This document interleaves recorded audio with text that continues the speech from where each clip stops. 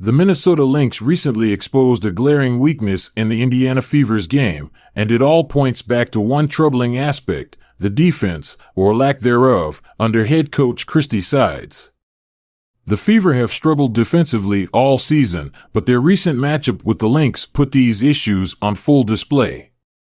The Lynx picked apart Indiana's defense with ease, exposing the team's inability to protect the paint, rotate effectively, and handle key defensive assignments.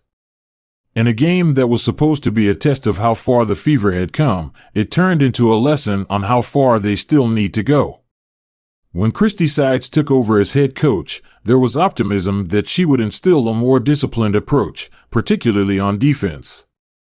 However, that optimism has not translated to results on the court. The Fever's defensive schemes have appeared disorganized and reactive rather than proactive, allowing teams like the Lynx to capitalize on open looks and easy drives to the basket. In their latest meeting, the Lynx shredded the Fever's defense with precision, taking advantage of poor rotations and weak help defense. Key players on the Lynx were able to penetrate the lane with ease, and the Fever consistently failed to close out on shooters, leading to wide-open perimeter shots.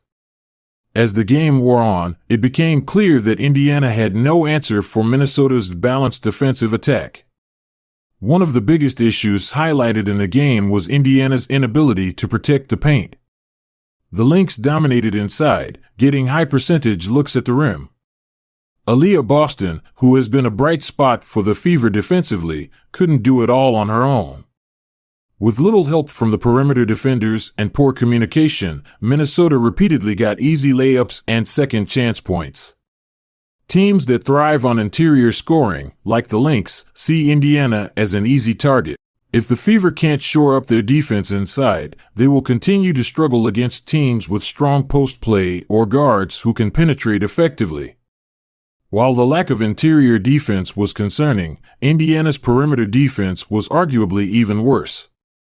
The Lynx repeatedly found open shooters, and when Indiana defenders did close out, they were often late or out of position.